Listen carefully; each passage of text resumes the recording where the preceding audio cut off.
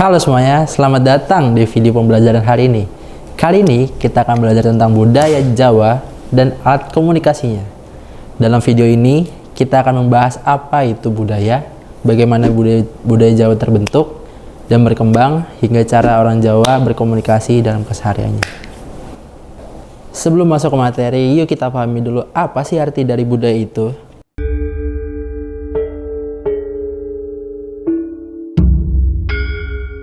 Bagaimana budaya bisa mempengaruhi cara kita berbicara, berpikir, berinteraksi dengan orang lain. Budaya berasal dari kata budaya yang berarti budi atau akal. Jadi, budaya adalah seluruh pola hidup, kepercayaan, nilai, norma, bahasa, dan juga kebiasaan orang yang mewariskan dari generasi ke generasi di suatu masyarakat. Setiap kelompok masyarakat memiliki budaya mereka sendiri yang mencerminkan identitas mereka.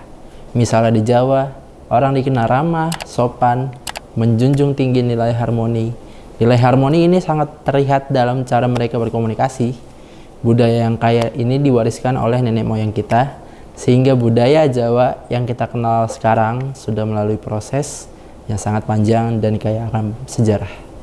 Sekarang kita beralih ke pembahasan utama, yaitu budaya Jawa. Budaya Jawa adalah salah satu budaya terbesar di Indonesia yang telah dikenal sejak dahulu. Banyak warisan budaya dari Jawa yang bahkan diakui dunia, seperti wayang kulit, keris, dan gamelan.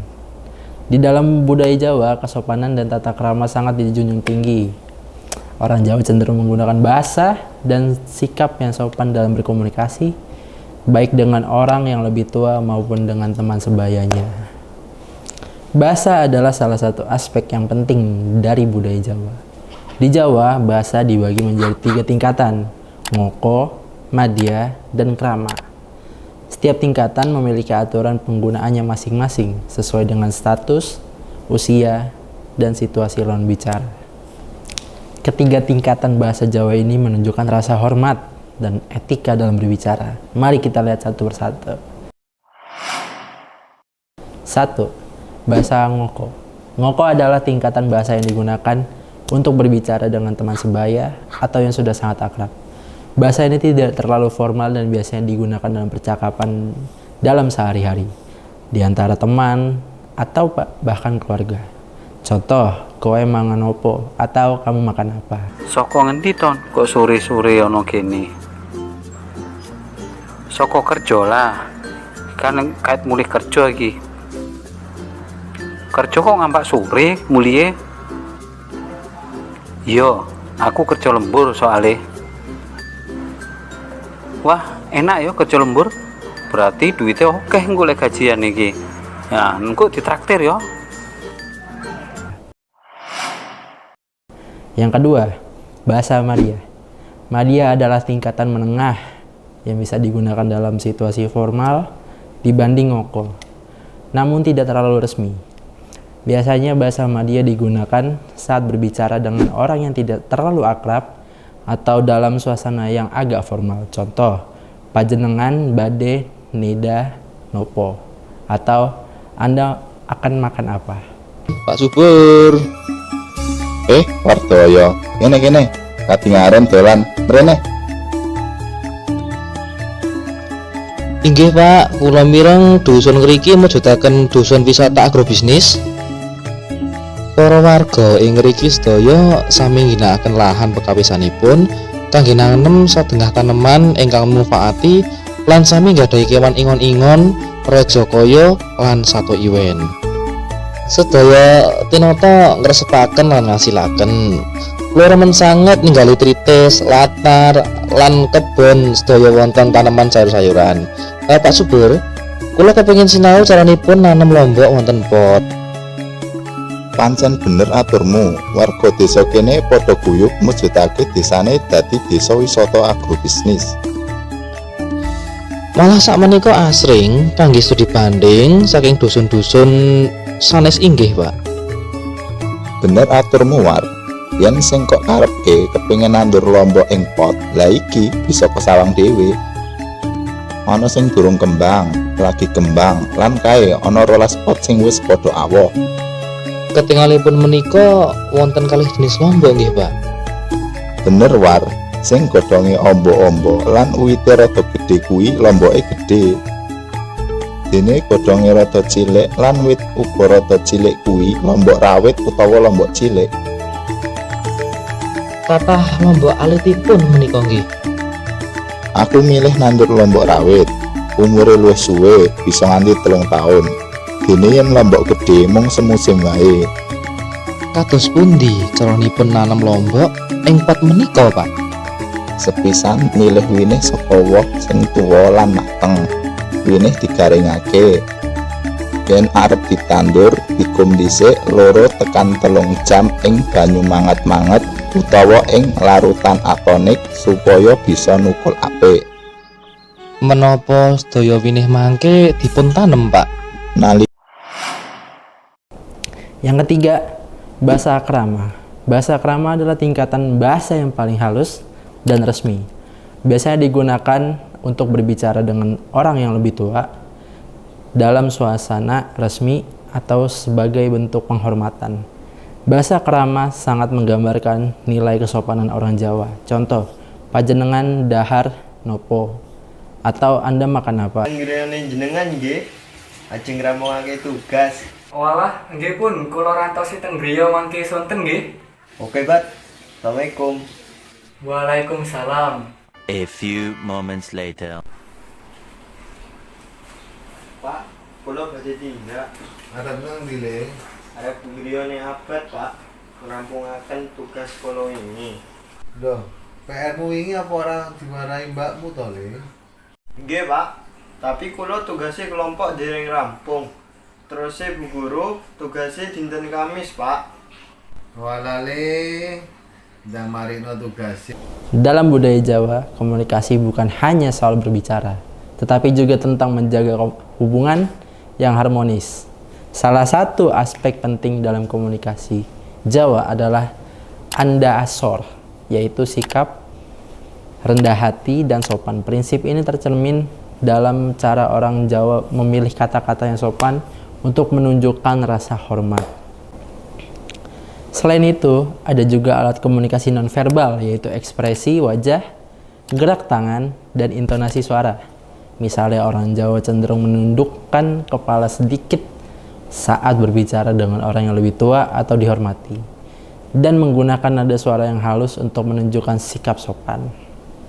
Dalam keluarga, sapaan-sapaan tertentu sering digunakan untuk mempererat hubungan emosional.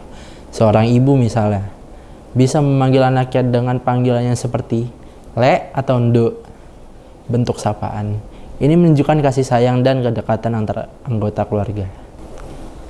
Selain bahasa, tata krama atau unggah-ungguh sangat penting dalam budaya Jawa. Tata krama mencakup semua aturan kesopanan yang harus kita jaga. Mulai dari bicara, cara duduk, hingga cara berjalan. Oke, selanjutnya kita akan membahas apa sih itu rumah adat Jawa dan ciri khasnya. Rumah adat Joglo. Joglo memiliki ciri khas atap yang menyerupai gunung. Atap ini melambangkan tempat yang sakral. Rumah ini biasanya dibangun dengan tiang utama besar yang disebut Soko Guru. Tiang utama Joglo disebut Soko Guru terbuat dari kayu jati berkualitas tinggi. Soko Guru tidak hanya berfungsi sebagai penyangga fisik rumah, tapi juga melambangkan kekuatan dan stabilitas dalam kehidupan keluarga. Keberadaan Soko Guru menunjukkan pentingnya fondasi yang kuat dalam membangun sebuah keluarga dan masyarakat. Ia mempresentasikan prinsip kestabilan dan kekuatan dalam segala aspek hidup. Rumah Joglo juga dirancang untuk meningkatkan kesadaran dan nilai harmoni dan kesopanan dalam masyarakat Jawa. Desain terbuka dan ruang kosong di dalamnya memfasilitasi interaksi sosial yang harmonis. Mari kita lanjutkan pembahasan mengenai rumah adat Jawa. Selain Joglo, ada juga rumah adat lainnya seperti Limasan dan Gapura. Setiap jenis rumah adat ini memiliki ciri khas dan fungsi sosial yang berbeda. Limasan dikenal dengan atapnya yang berbentuk limas, yang memberikan kesan elegan dan luas. Rumah ini biasanya digunakan untuk acara-acara penting, seperti pernikahan atau pertemuan keluarga besar.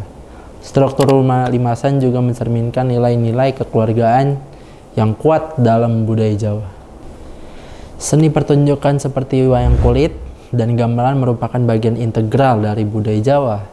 Wayang kulit adalah seni pertunjukan bayangan yang menggunakan boneka kulit untuk menceritakan kisah-kisah epik, sedangkan gamelan adalah ansambel musik tradisional yang terdiri dari berbagai alat musik seperti gong, kendang, dan saron.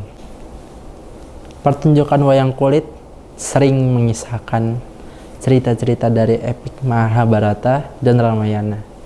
Melalui karakter-karakter yang dimainkan, penonton diajak untuk merenungkan nilai-nilai seperti kejujuran, keadilan, dan kesetiaan. Enten apa, Rama? Kenapa, Pak? Tole, kajaba tembang pocong sing nyandra karo bapak iki mau. Kowe tahu krungu tembang pocong liyane apa ora? Nggih, Pak. Ngelmu iku kalakone kanthi. Karena itu, gamelan tidak hanya menghibur tetapi juga membawa pesan tentang harmoni dan kerjasama.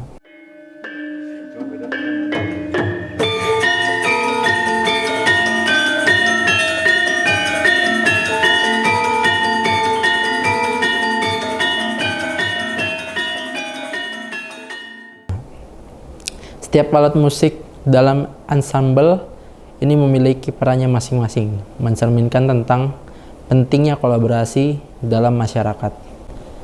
Selanjutnya adalah tarian tradisional. Dalam tarian tradisional Jawa, setiap gerakan dirancang untuk menciptakan keselarasan dan keindahan untuk mencerminkan filosofi hidup masyarakat Jawa yang menjunjung tinggi nilai-nilai kesopanan, ketenangan, dan keharmonisan. Pertunjukan seni memberikan kesempatan bagi orang-orang untuk berkumpul dan berinteraksi.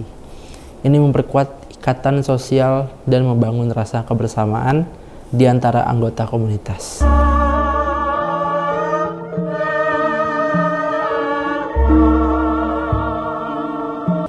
Seni pertunjukan menjadi sarana untuk melestarikan warisan budaya Jawa. Melalui generasi ke generasi, tradisi ini diajarkan dan dipertunjukkan menjaga identitas budaya tetap hidup.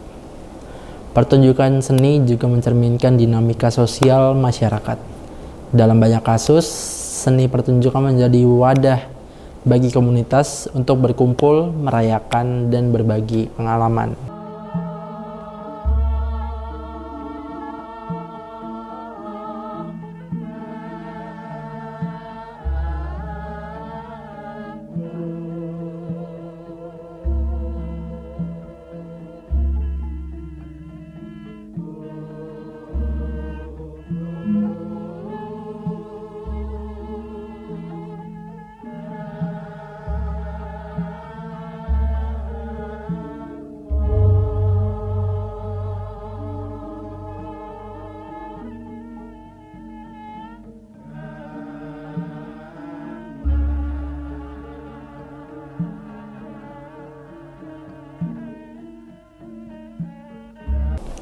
Demikianlah kita melihat komunikasi antar budaya dari Jawa dan filosofi rumah adat Jawa, seni pertunjukan adat Jawa, melalui nilai-nilai moral, spiritualitas, dan identitas budaya. Seni pertunjukan menjadi bagian integral dari kehidupan sehari-hari yang memperkaya pengalaman budaya masyarakat Jawa secara keseluruhan.